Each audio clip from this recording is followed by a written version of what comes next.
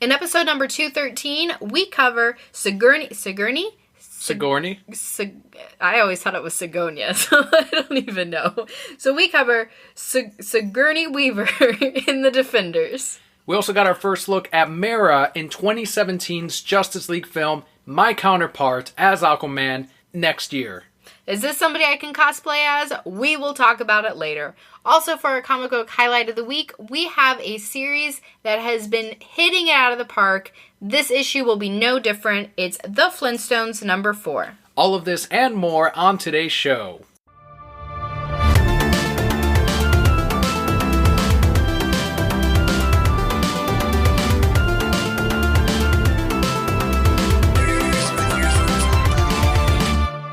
And welcome to the Reasons I'm Broke podcast, bringing you the reasons we're broke, ranging from comics, movies, TV, video games, and more.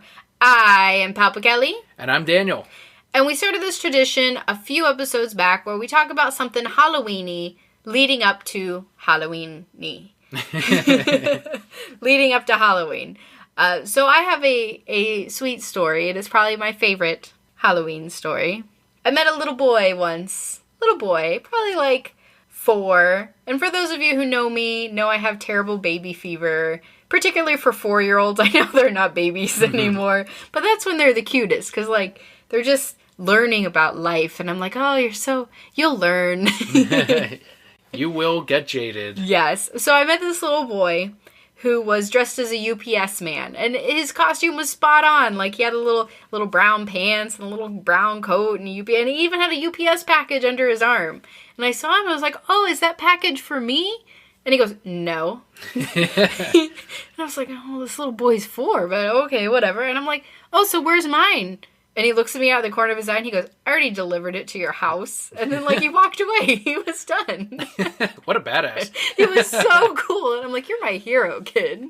Like, it wasn't even, you know how kids get shy or whatever? It wasn't even shy. He's just like, no, I already fucking delivered it to your house. Like, what are you even talking about? Like, if this was your package, I would have handed it to you. God, what's wrong with you? Quit wasting my time. I'm on a timetable here. I've got to get going. I'm on a schedule. Yep. Got to play with these hula hoops. He was playing hula hoops at the time. So that is my favorite Halloween story. Because it wasn't spooky. It was just a cute kid being a cute kid. What's scary right now are the elections. Oh, terrifying. And we haven't brought up politics on the show, and we normally don't. We like to keep that out of it because we like to think of any podcast that anyone listens to, unless it is politically motivated or a political theme, that people are listening to this show especially to learn more about comics, movies, TV, video games, and more, and to try to escape that reality that is politics, violence, real life. Real life in general. You know, we like to get lost in the fantasy of superheroes, Batman. We all know they're not real characters, but it's so great to... Batman's not real? It's awesome to just get into that world, get lost, talk about it, read up on it every single month as the books release, and enjoy the movies as they release, because we are lucky that we're getting any of that in general. It is a really good time to be a superhero fan. Politics is about to get a lot more real for me, though. So it's about to become a way of life, shall we say. With the election coming up, if you would like to throw away your vote... please consider Kelli as a write-in at this year's elections. I'm running for president. We are happy to announce on the podcast now, Kelli is running as president. And I'm sure you're all wondering why I came to this decision. It's a pretty big decision, right? So somebody was talking about politics online, saying something ridiculous. So I responded with facts and real life, and this is what it is. You're not doing politics right. Listen. And somebody responded with, you would make a better president than either of these two. And I said, you're right. I would. President, you say? So are you downgrading from emperor to president Kelli? No, I would be Emperor President Kelli. Or like Emperor first. President Emperor Palpatine. No, Emperor President. That sounds better. Yeah. Emperor Kelli. I would be EPP. The president. Just call me EPP. Emperor President Kelli. What is it right now? It's POTUS. POTUS is... So you'd change that. I'd be EPOTUS. EPOTUS? I'd be the EPOTUS. So Emperor Kelli of the United States. There you go. The EPOTUS. Hashtag EPOTUS, everyone. God, I found the name of the episode now. I have to name it that. EPOTUS. Kelli of the United States. Yes. So we have to ask you questions. Yes, then. you do. I mean, listeners aren't just going to blindly vote for you or write in. And they should. Because they should. Obviously listened since the beginning, Clearly. so they know you really well. They know I'm great. But do they know your policies? Apparently not. So it is sensible to ask you questions. Of I'm going to course. go ahead and ask you a couple just to get them started. Okay. And they can go ahead and shoot you questions on Twitter, and you can answer them next week. So, let's start you off easy. What is your stance on solar power? Solar power? Like having everything run because of the sun? Yes. Like there's a renewable energy resource called the sun that's just up there all the time getting wasted? Unless you're in Seattle, sure. Make it happen, and then... Like, Florida, fuck, we got the sun all the time, right? Store up some of that energy, send it to Seattle. Send the energy to Seattle. Send it to Seattle. And, all right, Emperor Kelli, Yes. how would you send this energy to Seattle? I'd store it. Store it in what? I partner with the guys from Monsters, Inc. who have those cool little things. There's gotta be some device to store it in. No, that's perfect. The Monsters, Inc. cans. You will store the sunlight in there. Not the energy, the sunlight. No, I'm gonna store this energy in there from this, like, I would have just big, like, energy farms, right? In, like, Arizona and shit, and, like, the desert. I fucking hate the desert, right? So, I'd have those big energy farms, and then they could, like, store it in, like, canisters, and then, like, drive it over to Seattle, and, like, boom, done. I just imagine this in a debate. You're like, and then, move it over there, and, like, They're done. Listen. They still need to vote for me, okay? This is why I'd be the perfect president, because I call it like it is. All right, 2 more questions. Okay, it's very 2 more. concerning right now. Okay. That bees are endangered. Yes. They will affect avocados, Coffee. crops, coffee. Shit, yeah. The farm industry throughout the world, throughout the U.S., if you just want to think about just this country, it's massive. That impact would be huge, and it is affecting already all of these businesses. The dwindling of bees where they are now endangered. Businesses. Emperor Kelli, please, I'm trying to ask a question. Okay, yes. I'm sorry. Continue. So what is your plan to try to either solve this problem that bees solved for us or helped us with, or to get the bee population up? What is your plan for this? Okay, so I saw on the Facebook, right? These guys created these beehives that you turn a little knob and, like, it drains all the honey and you don't kill any bees. That's awesome, right? Bitches only $700. Get that shit on Shark Tank. Get it out everywhere. Save them bees. And how are you going to pay for these $700 beehives? Well, Are you going to raise taxes? I'm the EPOTUS. I have the money. I'll just buy my own. What about everyone else? We can do a raffle. You're going to give it away on the show? Give it away on the podcast? Look, I would partner with these bee people who make these things and find a way to get it into more hands of the American people. Okay, final one for this week. And then it's all up to the Brokettes. We must know that you can handle conflict, that you know how to talk to these world leaders. And right now the biggest one is Putin. So he decides, let's say he decides he wants to take over another country that has a specific port that he wants to use. Okay. And he doesn't want to pay to use it, or they won't even let him use it. Okay. So he's just going to take it because he has the power, and that used to belong to Russia anyway. Okay. So he's just going to take it back, use the port, they need it. And he says if anyone retaliates, Kelli, if you retaliate and defend this country, then we consider you an enemy, and we can spark another world war. Kelli, we don't know what to do. Do we call him? I don't know what to do. So I need a name for this other country. Just give me another name. Bulgaria. Okay. I'm going to be sitting in my office. Get me Bulgaria and Putin on the phone. Bling, bling, bling. Y'all out your fucking minds. So yeah, what are you doing, 3-way? Yeah, we're having a conference call. 3-way conference. And then they'd be like, Kelli, it's like 3 a.m. I don't give a fuck what time of morning it is. You're talking about fucking up people's lives. What the hell are you doing? This isn't fucking kindergarten, stealing people's blocks and shit because you feel like it. No. Putin, you are a bully. And you, Bulgaria, you're just being an asshole. Like, just share. Putin, you're going to give him some of that money that you get from that port. And Bulgaria, you're going to knock it off because I'm not having another world war. I'm not about this life. Y'all need to fucking grow up. Click. And you hang up on them both? I hang up on them both. And they know. And they're not going to attack me because they're going to be like, oh man, she's right. We're acting like kindergartners. Yeah, yeah. Little kinderfawns running around. And you heard it, Brokettes. This is how Emperor President Kelli would handle your issues and how she would talk to other leaders throughout the world. I just call it like it is. Treat them like kids. I would just call it like it is. I wouldn't sugarcoat none of this stuff. I wouldn't be making shady deals. I wouldn't be degrading women and sexually harassing them. I would be calling it like it is.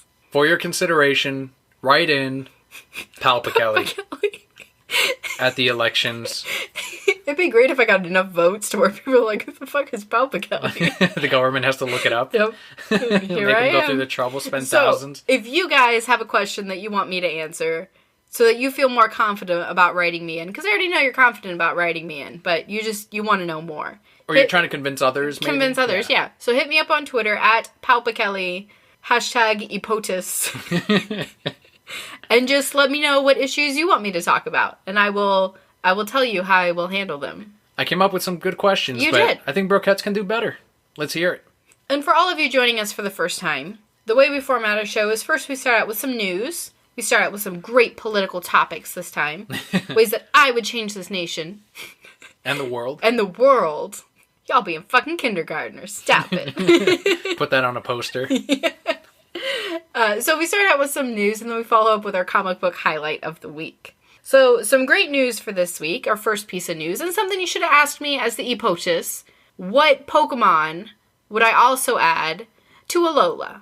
You didn't ask me this. As an Alolan form? Like, who would you have? Yeah. Okay, so anyone that doesn't play Pokemon or is a little lost, the Alolan form, what they're doing, the Pokemon Company is taking existing Pokemon from 20 years ago. Yep. And they're giving them new typing and a newer design. Not exactly completely different, but they'll recolor them, maybe add a couple of different features. Maybe add a palm tree neck. I don't know. Yeah, that one's just actually a pretty big change. But it's a good way to refresh a lot of the older Pokemon and to give you options in case, say, an old Sandshrew wasn't usable. Because you're like, you know what? I like the ground type that I have now. But now that it's an ice type, hell yeah, I'll fucking use this Alolan form Sandshrew. So I guess you have older Pokemon that you want to see Alolan forms to. So what 20-year-old Pokemon would you change, and how would you change it? Dodrio. Dodrio. So that's the three heads. Yes. Go for it. How would you change that? Flamingos. Flamingo heads. Make them pink? Yep. #EPOTUS. #flamingo heads. Yeah, I actually saw fan art for this one, like a fan concept, and it looked really cool because he was like still badass, but clearly like flamingo-like, and I was like, oh man, this is perfect. There's also Jinx with her little like coconut bra and her little like grass skirt. That was pretty amazing. I liked Snorlax with his coconut bra and his grass skirt. Just put them all in coconut bras and grass skirts. You could pretty much do that with all of them, and it'd be fine. It'd be great. It'd be perfect. The Pokemon Company actually did reveal an official, all-new Alolan form for one of those classic Generation 1 Pokemon. So Gen 1ers, you can get ready to be angry. I'm not angry. I love it. You're not a Gen 1er, though. You played more than just the first generation. And you're not whining every single time they show a new one. So Alolan form Grimer is the latest addition to Pokemon Sun and Moon, releasing next month. This guy's pretty badass. He looks exactly the same, except he's got a beard. He's got a yellow beard. Yeah. We think he's just chilling. They're speculating that the new typing is going to be Poison Dark. Okay. So not a huge Wasn't change. it Poison last time? It was Poison, yeah, but they didn't have Dark at that time, so it was just Poison. I'm assuming Dark gives it the resistance to Psychic, which Muck used to be weak against. You can do one Psychic Blast to a Muck, and it would knock it out in one hit. Won't be able to do that anymore, and I can't wait to see what Muck looks like. Is it going to have the giant yellow beard as well? I hope so. That'd be so cool. Are they going to accessorize it? Is he going to get like a little cigar or something? Whatever it is. I'm still not going to use Grimer. I'm not going to use Muck either. But I think they changed this one just enough. Compared to the last ones, though, given a huge neck, making Vulpix ice, this is pretty tame. Yeah. We were talking earlier, though, and I think it's such a great idea. They need to come out with all 151 retyped. So Alolan forms for the entire generation? For all of them. For a good portion of them. So here's my thinking. So I have Pokemon that I'm emotionally attached to. And I'm sure you do. You got a tattoo of them on your arm. On my fucking arm. So, these are Pokemon you're emotionally attached to. They're always on your team. Lapras is always on my team. Dragonite, Pikachu. Like, those guys always on my motherfucking team. So I know how my team plays. I know, who to use against who, what typing, etc. But now you take all my favorite Pokemon and you completely change the type. You're completely changing how I play my team. Like, that's exciting again now. Like, because you already have the emotional connection to those Pokemon, and now you get to learn how to work with them again. That's amazing. It would definitely mess with a lot of the older players that, like you said, are already used to having their own setup, because they have to rethink their entire strategy, and inevitably out of that, they're going to have new favorite Pokemon that they didn't think of before, and new strategies that they normally wouldn't have used. I think it's definitely a good idea, and I think they are doing that, because we are seeing even Meowth has an Alolan form. Now Grimer has an Alolan form. There's rumors and fan art of an Alakazam and a Dratini. Imagine another Dragonite, although, do you think Dragonite is perfect as it is? Does it need an Alolan form? His Alolan form wouldn't be much different, except maybe like bigger fists for punching. Only punching attacks? Yes. No, his Alolan form can just have a grass skirt. And a coconut bra. Yeah, coconut bra and a grass skirt. It'd be perfect. That was our one piece of Pokemon news this week. And the rest of the news week has been pretty light. The companies haven't released anything huge. I think a lot of it was from New York Comic Con, and it was mainly on the publishing side. But even then, there wasn't anything groundbreaking compared to the previous Comic Cons. And I think a lot of that has to do with the fact that they're now announcing these big things through social media, because that tends to do pretty well for them. We don't live in that age anymore where you have to go to a convention to get the latest scoop from the latest companies. Now they can send out a single tweet, like the Mera that we're going to talk about, for example, and an image. And that will get more traction than anything that they could get on a convention floor. But even with that, we do have some news on both the Marvel and the DC side. Ripley herself, Sigourney Weaver, you saw Aliens... Sigonia. About less than 6 months ago. You saw it for the first time. Sigourney Weaver. And she ended up being one of the strongest female characters. I mean, she was written as a male character because it could have been played by anyone, and it was played by Sigourney Weaver, and she fucking killed it. And it still stands as one of the best probably the best performance in Aliens, in the whole Aliens franchise. Although I love Bishop. Bishop is awesome. And the mother alien. Who, the bitch? Yeah. I still love that scene because Ripley goes in, gets Newt, says, motions to the Queen. They're communicating. They have an understanding. You have my kid. You took my kid. I have your eggs here. And I can burn them. And she shows her, like, shh. And so she calls off the other xenomorphs, and then allows them to escape. And Ripley still goes, no, fuck you. I'm going to kill all your fucking alien babies. And kills them all. And that's when the Queen says, fuck you, bitch, and also rips herself off from her eggs, her leg, anything, and she's like, I can also fuck you up. I'm not just laying eggs all night and all day. I will fight you, Ripley. Gets off of the thing, rides elevators, knows how to use them. Yeah, why not? And then fights Ripley, who brought this on herself, really, by destroying all those fucking alien eggs, and gave us one of the best action-packed scenes in cinema. It was terrifying. I was so scared. Anyone who's seen Aliens is forever a Sigourney Weaver fan. Forever. Sigourney, thank you. Forever. And now she's appearing in a Marvel production, and I'm like, oh shit, I'm gonna fucking watch that. Yes, she has been announced as the main villain for Marvel Studios' upcoming Defenders series on Netflix. Defenders is the team-up movie with Daredevil, Iron Fist, Jennifer Jones, Luke Cage. Is the Flash in there? No, the Flash isn't in there. He hasn't gone to Earth 616 yet. Okay, then don't care. And I feel like I'm missing one more. Maybe the Punisher's going to be in there. Yeah. I don't know. Maybe they'll eventually... I thought they were going to introduce Moon Knight by now, but they haven't. Who's Moon Knight? Does he go around mooning people? No. Is that how he stops crime? Although his second appearance has him... on the very first page, has him locked penis to ass on Werewolf, and Werewolf is knocked out, and he's just locked onto him as he's escaping in a helicopter. He's got that, that fold-out ladder that Jack Nicholson escaped on in Batman. He's on those, but he's got his, his dick, just locked right into Werewolf's ass. I was like, holy shit, this is his second appearance. All these old books are sexy. They make them, the artists, they knew what they were fucking drawing. And then in that same panel, he's pulling a knocked-out werewolf by his fucking shorts, come up here, but it kind of looks like he's grabbing his asshole, he's digging in there. I'm still thinking, that artist knew what they were drawing. Of course they did. I look at things all the time, and I'm like, you guys knew what you were doing there. So Moon Knight isn't mooning anyone.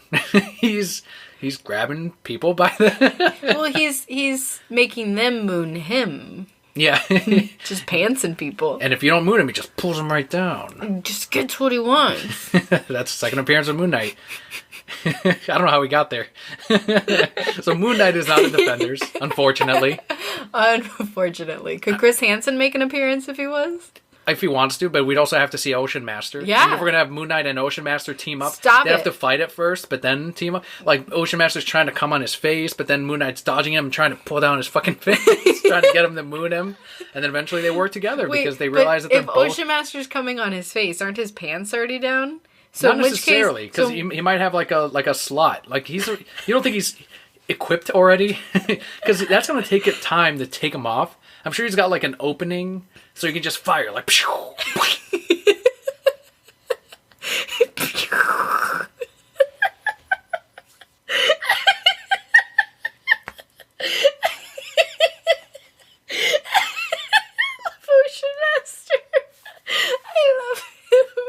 And this book would be called Ocean Knight.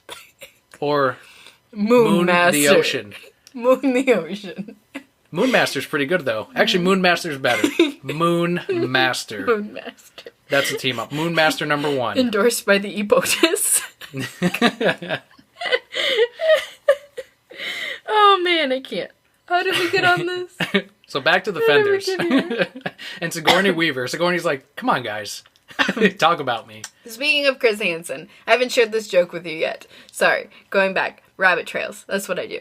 So I saw like a young girl comedian. Like she's like 11 or 12, right? Mm-hmm. And one of her jokes, and I died, was, what was it? Internet dating in this day and age is so hard. Every guy I meet always gets arrested. Okay.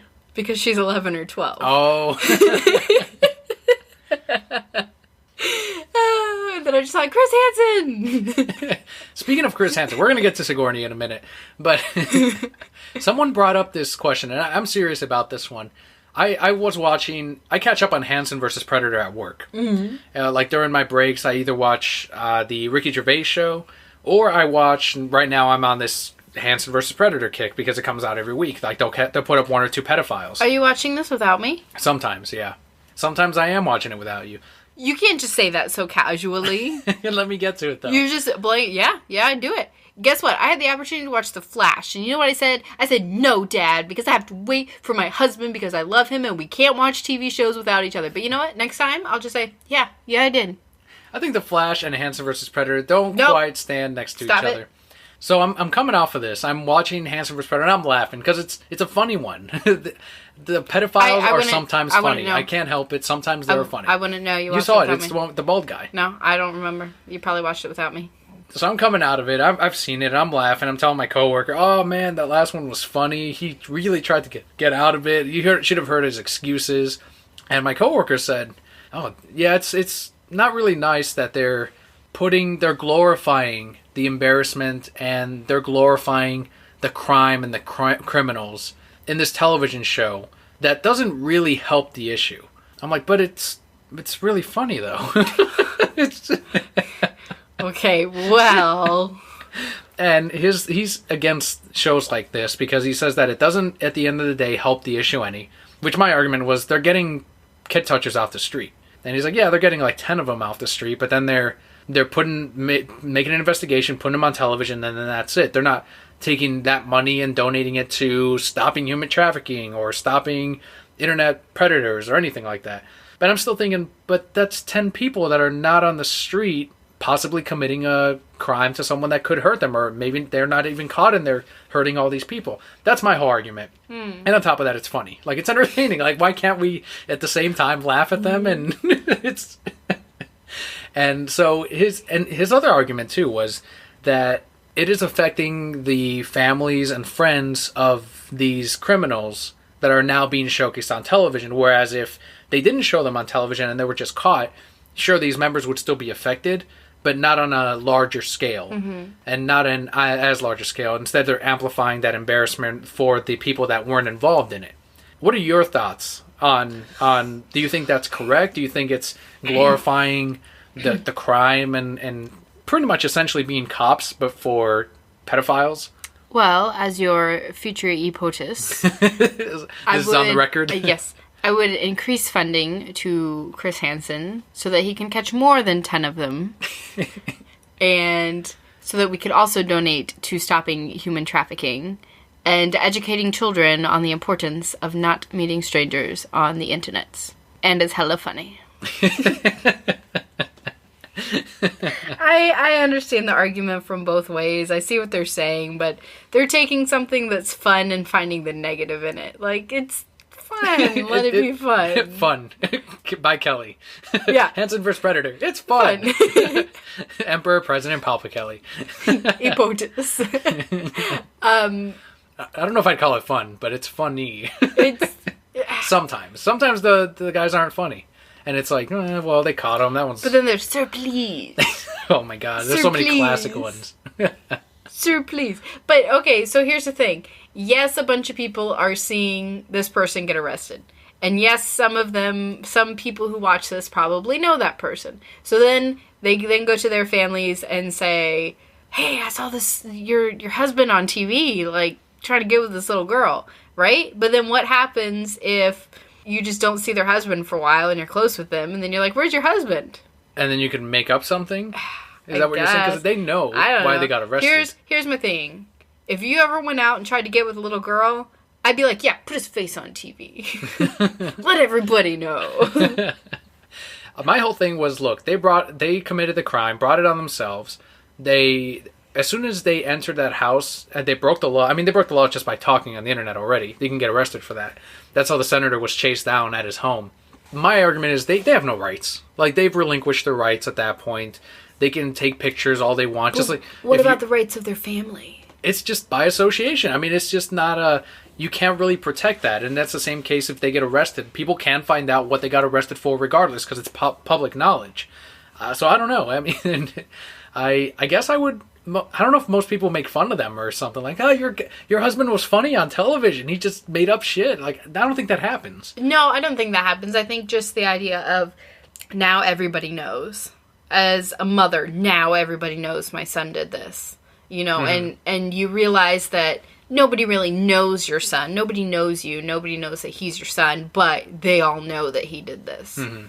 I don't know. Just wanted to touch on that because there's. I mean, you just wanted to touch on that. have a seat over there. We were just talking. It was talking. We were just talking. You know that's against the law. It's a question. I like that guy too. Who was the transcript we were hearing? That's the same day? guy too. Oh, yeah, it's the same exact pedophile from like 7 years ago. What are you doing? Nah, just bored. You want to come over and touch my dick? Like, he just went straight into it. Yep. No build-up. They have those transcripts where they're talking to the decoy, and it's very clear. It's very clear what you were trying to do. Okay, Chris Hansen. Says here, you want to blank his blank. Those are my favorites. What do you mean by that? I like the guy that had to explain it to him. He's like, suck my dick? He said it like that, like it was a question.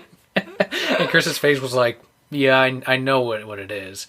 But I'm like, Chris, you asked. Like, you did ask. You can't expect a stupid response to a stupid question. Okay, moving on. Back to the Fenders. Defenders. I have to see the Fenders. Like, I've seen Jennifer Jones from beginning to end, and that was Without great. me?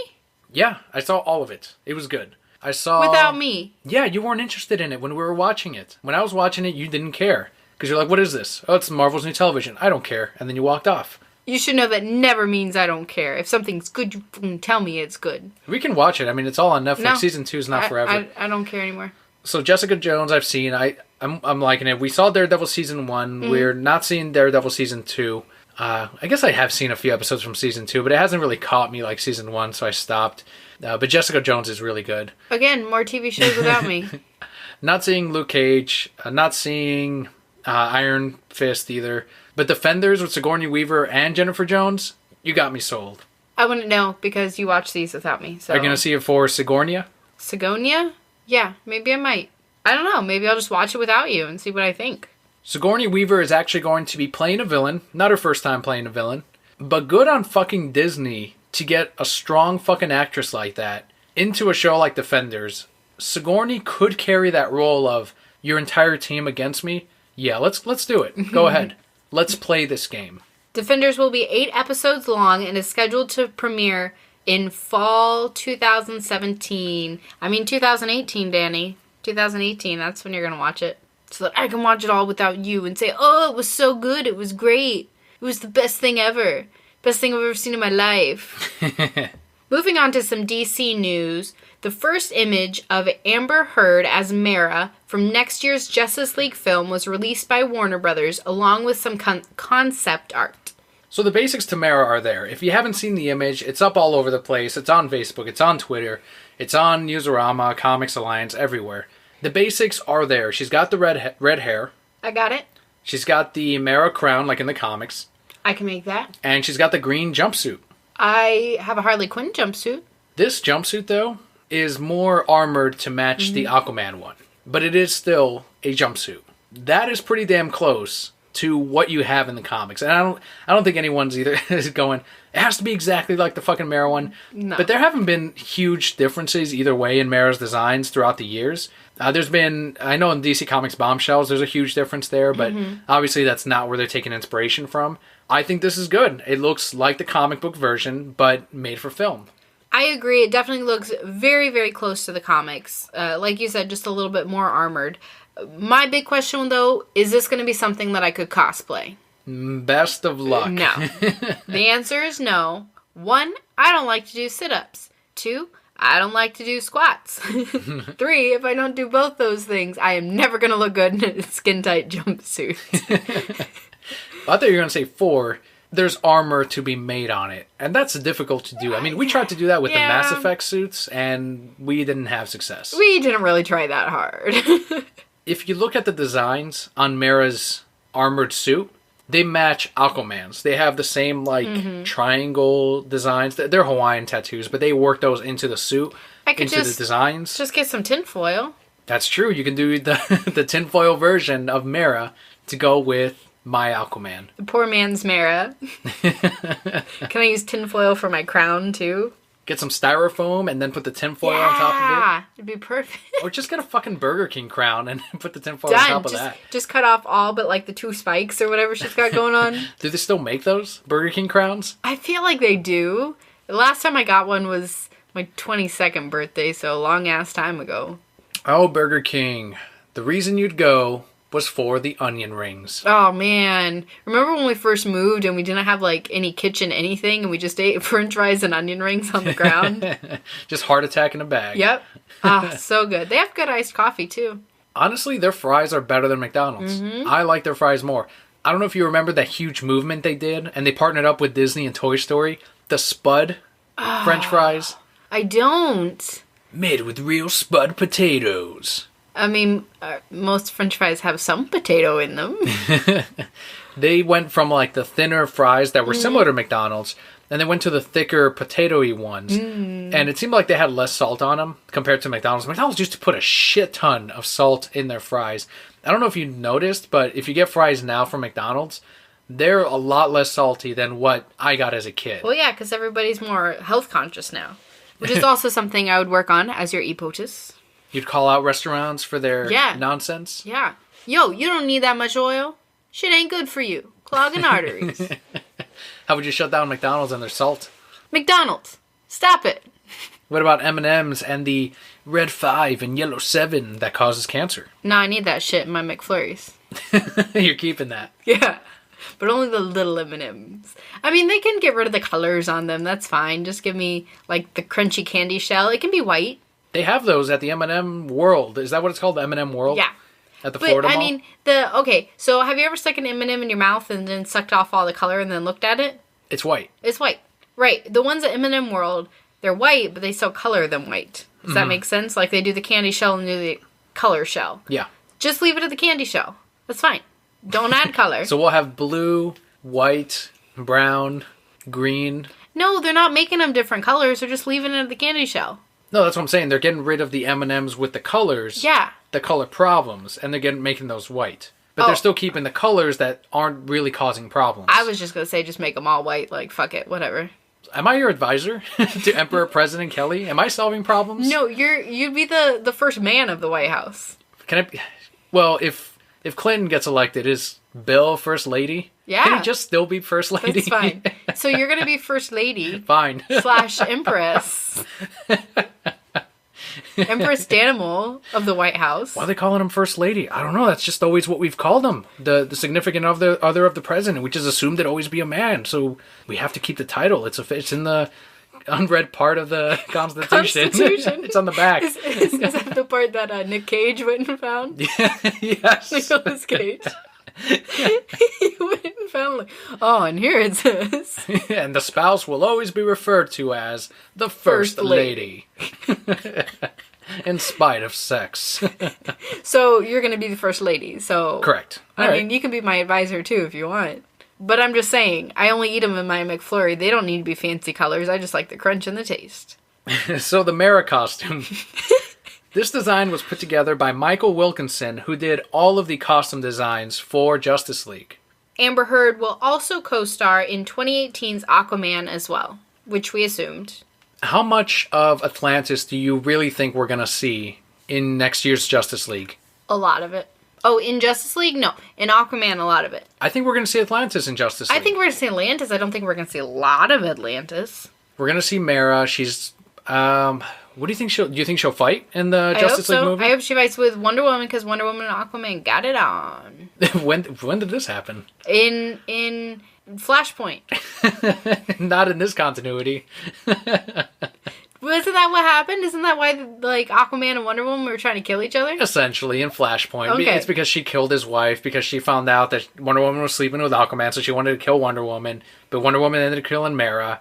Wars. Well, yeah, that's usually how it happens. Wars over because they killed the queen, so Atlantis has to wage war on the Amazonians. Of course.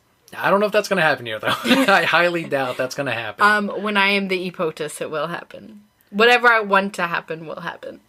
Because I have that kind of power. You think we'll see Black Manta? In Justice League, I don't think so. Not even a little cameo. We know we're getting Deathstroke. Maybe. I mean, I would rather see Ocean Master. Oh, yeah, of course. I mean, we're still holding out hope that we'll see Ocean Master and Red Hood. Jumping up. Hi, Batman. That'd be like the earliest we called it ever. Oh, Ocean man. Master and Red Hood. That would be amazing. That's not going to happen. Are you kidding me? I'm still going to say it, though, just to remind everyone, Okay. you know where you heard it. We called it. We called it first. So They when they took our confirm idea. it, you can all say, holy shit, Daniel and Kelly were right. Ocean Master. And even if they did make Ocean Master, it's not going to be my Ocean Master. Well, at that point, we can campaign. Change Ocean Master. Make it like it's supposed to be. Because at that point, they're all used to it. Just like they're used to Superman loving Batman. Something that is made exactly like it should be, though, and we talked about this last week, is DC's Rebirth Teen Titans Ongoing.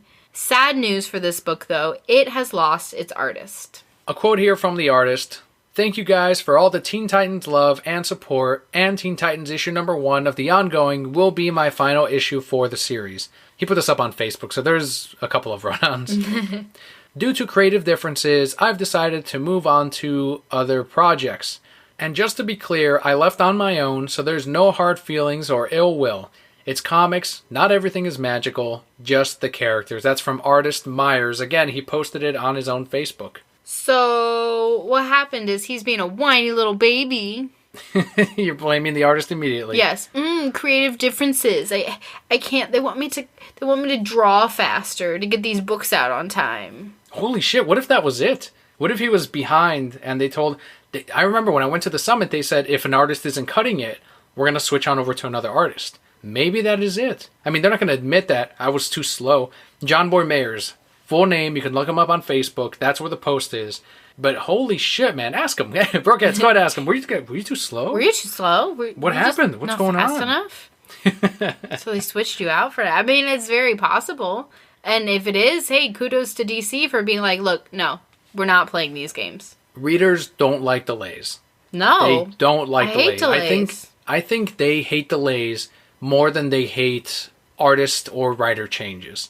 Because less people, less readers, at least subscribers from where I work, notice, like, oh shit, the art is different in this. Then they notice, where's Dark Knight 3 hasn't come out in a while. That is always the first thing that pops up over, why isn't this guy writing it anymore? Less people follow artists and creators than they do follow just the book that they want to read, with the characters that they love. Exactly. I completely agree. And, you know, if that's what DC did, they're on the right track. That's what they need to be doing. Because when you start delaying, we were just talking earlier, Bee and Puppy Cat. I forgot about it. I forgot it existed. And Bravest Warriors. Bravest Warriors. I forgot it existed. And I love that shit. But they're delaying and they're taking so long. And I understand that they want the best product that they can get. But when you delay that long, you're losing all those people who have interest in your product. Teen Titans #1 will be his final issue on the series, and it's scheduled to release this month on the 26th. So how many issues did he do? 2. Just 2. Just 2. Couldn't keep up with the heat. Did the same shit for Spawn. He was previously attached to Spawn and also left due to creative differences. I don't know if it's the publisher or the artist on this one. I'm leaning towards artist. Me too. And you jumped all over me when I said, oh, just blame the artist. Either way, guys, if you haven't picked up that book and you're any kind of fan of Teen Titans, we reviewed it last week on the podcast, but it was great. Definitely pick it up. It's off to a great start. Very same feeling as the older show. Our bit of New York Comic Con news this week also comes on the DC side. During a panel at New York Comic Con, Dan DiDio announced that Superman co-writer Peter J. Tomasi would be writing the upcoming Super Sons title. I am fucking happy about this fucking news. It's going to be amazing. Before this, I believe it was Dan Jurgens that was attached to it. That's who they originally solicited. And then it got delayed and delayed and delayed. They never premiered it for probably half a year. And now they're saying, we've got our writer. I don't know what ended up changing. I don't know what the thing was, but they upgraded. Fucking Peter J. Tomasi, who's killing it right now on Superman, along with Pat Gleason. They're both killing it on Superman. That is our favorite DC Rebirth book. And that also features Jonathan Kent Jr. So why would you not take that same writer and put him on the Super Sons title and have him have his fun? Brilliant move. It's going to be amazing. So the artist for this book will be Jorge Jimenez. He is currently doing Superman from the current run. Right, so they switch off between Pat Gleason and Jorge Jimenez because it is a twice-a-month book. It's going to be great. And I called that one too. Remember when they announced it way back when? And I'm like, oh yeah, it's going to be Superman's son and Damian just running around being little assholes. And you said, no, Kelly. But it is. Super Sons was originally scheduled to debut September 2016 with Jimenez and writers Chris Burns. This was after they had then changed it from Dan Jurgens to these two writers. Also Dennis Culver. So this is the third change over to the best option, Peter J. Tomasi. No reason was given by DC on the delays or the change in writers. It is now slated to come out February 2017. Take your time on this one because I know it's going to be fucking good. I'm curious if maybe these other writers were putting out scripts or ideas and they're just like, no, it's got to be better. It's got to be better.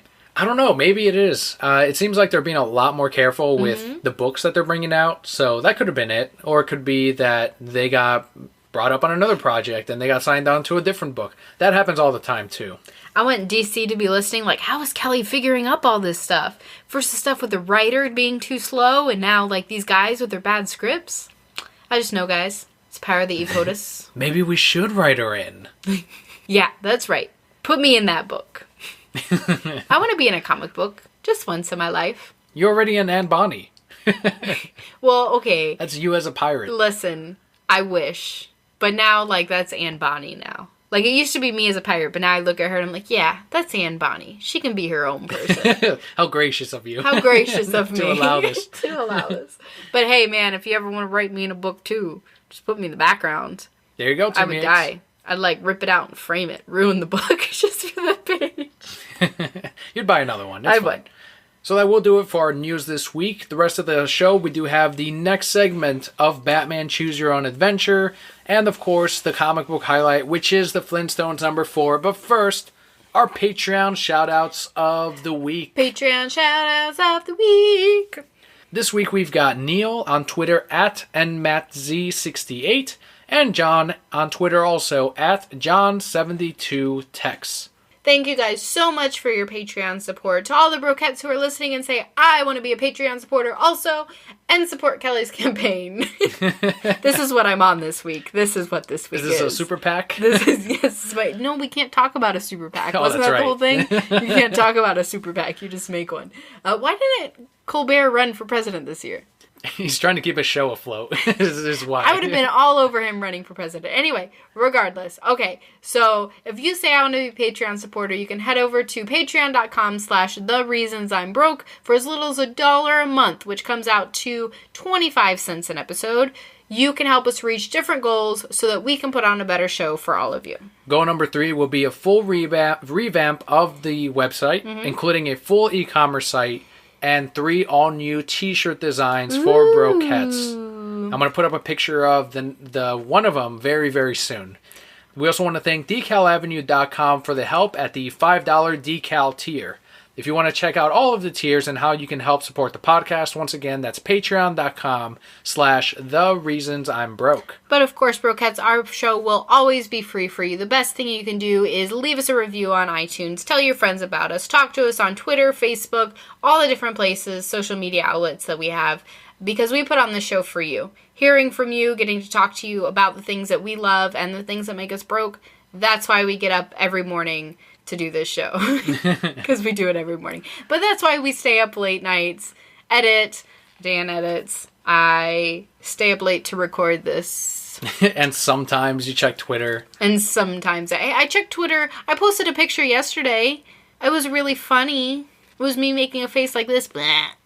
That was really funny. It was hilarious. I just saw him around the corner and I'm like, hold up. Perfect opportunity. All right, Papa Kelly. The decision has been made by Brokettes. To run away with Catwoman? Not to run away with Catwoman. Little recap. Bruce and his friends went over to the museum. They saw the ISIS thing that clearly was going to attract Catwoman, and also it ended up attracting Ra's al Ghul, but Talia al Ghul. We haven't seen Ra's al Ghul yet. He goes and he chases Talia al Ghul, ends up talking to her, doesn't run after her, goes back to hear the screaming and the commotion that's going on back at the hall with Gotham City, goes on over there, sees Ubu, which is what we got last week, yells at Ubu for a little bit, and Brokettes decided Bruce Wayne and Selina Kyle will not run away, but stay and fight against Ubu. You forgot the most important line that we've had in this entire book. Go for it. Dick teases. And we had dick teases. We had dick teases. The writer knew what he was doing, too. So yes, now we are at the point in our Choose Your Own Adventure where Batman is going to stay and fight Ubu. What's going to happen next, Brokettes? We're going to find out, but at the end, only you can decide. So we're going to have Emperor, future President Papa Kelly start off with this page. Bruce positions himself between Selina and their oncoming attacker. Stand down, he tells Ubu. Don't make me hurt you. Ubu laughs and puts up his fist, taking a fighter's stance. Bruce does the same. You're not seriously going to fight this guy? Selina says, trying to pull Bruce back. He's as big as a mountain. Ubu roars and charges at Bruce, tackling him to the ground. The two men wrestle, slipping and sliding. What kind of wrestling are they doing? Mud wrestling? I guess. The two men wrestle, slipping and sliding across the polished marble floor. Bruce lands a few quick jabs on Ubu's jaw, but they barely slow him down. Bullshit. That's bullshit. You don't remember him fighting Ubu? Yeah, he kicked his fucking ass. Listen. Anyway, the bodyguard headbutts the billionaire and comes out on top. Ubu pins Bruce down and gets ready to rearrange his face. Say goodbye to your good looks, pretty boy, Ubu yells. Selina picks up a large clay pot and sneaks behind Ubu. Here we go again, she shouts, and brings the heavy object down hard over Ubu's head. The monster-sized menace grunts and tips over sideways. Selina helps Bruce up. You should stick to picking up the check instead of picking fights, she jokes. But then Ubu gets back on his feet. He quickly grabs a small statue from where Selina dropped it. Then he pulls out a smoke pellet and throws it down. A thick cloud of smoke fills the air. The Society of Shadows will rise! Ubu shouts as he makes his escape. Bruce and Selina cough and gag as Ubu's knockout gas overwhelms them. When the smoke clears, the two of them lay unconscious on the floor, and Ubu is long gone. The end. The fuck, Brokettes? That was not a good ending. That was not a good ending. There were several things wrong with this. Yeah, he should have run away with Selena. And those punches, more importantly, should have hurt Ubu. I don't care if he's not in fucking costume. The whole point is Batman at all times. Bruce is just the costume. Well, right, but he couldn't give it away to Selena. She doesn't know yet. She knows it's Batman. Does she? No. Yeah, because remember he warned her earlier in like 2 episodes ago. He warned her, "Oh, you're here." He hinted at her trying to steal something, and she said, "Don't worry, the cat is taking a rest tonight or something." I don't know. I think you're lying. I think you're confusing that with your Telltale Games. Maybe I am. I don't know. But we got a bad ending. We did. We've got an option here, Kelly. We do have an option. What's our option, Daniel? Do we leave it at this? Mm-hmm. Do we cheat like when we were kids and keep our finger at the page and say, "Oh, no, wait. That's not what I wanted to choose." Or do we make our own ending? Well, I'll give my own ending. Okay, and then next week we'll choose the other option. That's fine. How about that? Well, I mean, we can still do both today. Because, like, my own ending is very short. But they have to tune in next week, too. Okay, alright. Well, we'll do the other one next week. So, my own ending. They wake up from their sleepy gas, right? They look into each other's eyes. They realize they were meant to be. No, before they realize they're meant to be, right? They wake up, and then Bruce is like, "Oh, no, man, we gotta go find this thing." So he like... "Oh, no, man. We've gotta go find this thing." It's exactly what happens. So he puts on his bat suit, right? Because it's like hiding behind that pillar over there. And then he swoops in as Batman. And then Catwoman swoops in as Catwoman, right? And he uses his vision. What? His what vision? Where everything Detective. goes purple. Okay. He puts on detective mode and he can follow Ubu's steps or something. And then these two go on this crazy mission to figure out why Ubu stole it and what the League of Assassins want with it and what Raish is doing and him being crazy, right? And so then they go. It's Batman and Selena are working together, right? And then they go, and then they find Raish, and then they're there to stop him. And then Talia comes out and says, "Oh, Batman, I've always loved you, da-da-da-da." And then Selena's all pissed off. She's like, "Oh, nuh-uh, girl, it's not gonna happen." And so then they're fighting, and then Bruce and Raish are fighting, and there's just epic battle, and the whole thing, like, it collapses, and you don't know if Talia and Raish survives, but who cares? And then Batman and Selena run away, and they save the world again, because that's what they do, right? And then they're on their way back, and then they realize they love each other, and then they kiss and go off into the sunset. And get married and have babies. The end. So this is Broquettes choose their own ending, whichever one they liked out of these two, apparently. I choose my ending, thank you. And they kiss until they can't breathe anymore. I'll tell you what. All right, Broquettes, next week we will go back and we will either try to run away from Ubu. Try to run away from Ubu, I already said that. Okay, we'll do that next week. Okay. And they'll have to tune in, see what happens. Maybe it's a better ending. It is going to be a better Maybe these are all bad endings, like in the Goosebumps Choose Your Own Adventure. I never read those. Those were too scary for me. All right, Broquettes, next is our comic book highlight to end the podcast with the Flintstones #4. This is written by Mark Russell with art by Steve Pugh, and the colorist is Chris Chuckery. Looking at the cover alone, and this was our Facebook cover and our Twitter header for that week, it is Wilma and Fred. They're walking, embraced, and there are people protesting behind them. Things like, "Take a wife, not on your life. Keep it polygamous. A child deserves several fathers. About a dozen mothers. Monogamy destroys. Say I don't." So it's people in the Flintstones age against marriage. Mm-hmm. Holy fuck. How much did this issue reflect society today? Yes. How silly did it make 5 years ago look? Mm-hmm. I mean, it still makes some things today look silly. Because we're still having these same issues, and we shouldn't be. But yes, it perfectly highlights what happens in a humorous way so that people can still find it funny, but at the same time be like, "Oh, yeah, that's where we were." But something that we see in this issue, that we've seen in all these issues, and I think is absolutely phenomenal, is this book is so real. Mm-hmm. So not even with the situations that happened, like, yeah, that was really how we handled it, but even Fred talking about what he's scared of within marriage. Yeah. That's such a real issue that so many people have, and I think so many people could relate to, and this book just went right there. Mm-hmm. Like, yep, here it is. Goes into the relationship that he seems to be in, which is middle-aged couple, married couple, or about to be married in this case, of his insecurity. I think they were already married. Because he said, "Do you want to stay married?" That's right. his insecurity of, did I do this because I'm afraid of dying alone? Am I afraid of Wilma eventually not loving me anymore? I mean, it's incredibly real, incredibly human. Mm-hmm. And then you have the couples that are too young and they're just like, I love you forever. And then you have the couples that are too old that hate each other. Yeah. They're like, I wrote you out of my will already. Fucking old bat. So all of that is in Flintstones as they...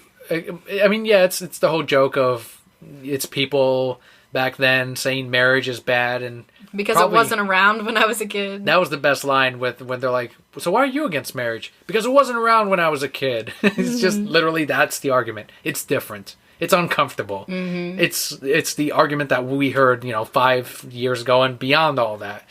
So it's, I mean, not even 5 years ago. I mean, gay marriage is only a year less, about a year old now. Just about, yeah. So, I mean, and like you mentioned, you're still hearing it, but to hear from the Flintstones, that is just the outer joke to it. Mm-hmm. The book itself is about relationships and how marriage, in the end, is about the partnership between the two people, how they really feel deep down. And yeah, they say it's just a legal paper, sure, it's just a title, but it's the commitment. And that's the big thing that this message gives. But it's funny at the same time. Like, it's humorous. It's deep. It's a lot deeper than that. I mean, we'd have to sit here and read the entire issue line by line. Even then, we wouldn't do it justice. Because you have to see the images. You have to see the book for yourself. I think it strikes home more for me, too, because I'm married. Because I'm in that kind of relationship where... I see the young couple who never wants to be let go, and then Fred and Wilma, and then this old couple, and it's like, I can relate to all of them. Like, there's all of them, because those are just the phases that you go through, and it's a constant thing, but like you said, it's all about that commitment, and this book just touches on it so, so perfectly, and this book... It amazes me, because I think back to the old Flintstones cartoon, and for me, at least what I remember, there was really no meat to it. Mm-hmm. They'd run around in a silly little story and then it would be over. And this is just like, you remember all those hardships in life? There they are in your face. And here's Carl Sagan. Yeah. That to me was the best. I'm like, fuck yes, Carl Sagan. That was great. The Flintstones issues, this Hanna-Barbera book is the best one so far from DC. And each one of these issues are standalone. There are jokes that you will understand better if you have been reading it from the beginning, but each issue has its own contained story. So you can jump in with issue number 4, which is fucking hilarious, and it's funny, and it's good. I might even argue so far probably the best, if not the second best, of the Flintstone issues thus far. The first one was really good, too. Yeah, it was awesome. All of these issues have been really good, and I'm really happy with the run so far. If you enjoyed the Flintstones at all, or if you want to see analogs of reality, but done in a what is that, primeval? Is that the word for it? Prehistoric. Prehistoric, there you go, that's what I'm looking for. In a prehistoric way, flipped on its head, so that it's then making fun of all of us in this time period. Yep. Check out this book for that. And Brokettes, that will do it for our podcast this week. We covered a lot of great things. My run for presidency. Yeah, don't forget to tweet at Kelli for questions next week so that you are educated. Only vote if you're educated. Hashtag educate yourself. Educate yourself before you vote. Before you fill in that circle. Okay, Mitch Hedberg. So you can head over to at Kelli on Twitter. Send me those questions. You can also hit up at Reasons I'm Broke, also on Twitter. Send questions, comments, reviews. Send all the mean stuff that way and all the nice stuff my way. So huge thanks to all of you for tuning in, for listening, to all our Patreon backers. I'm Daniel. And I'm Kelli. We'll see you next week.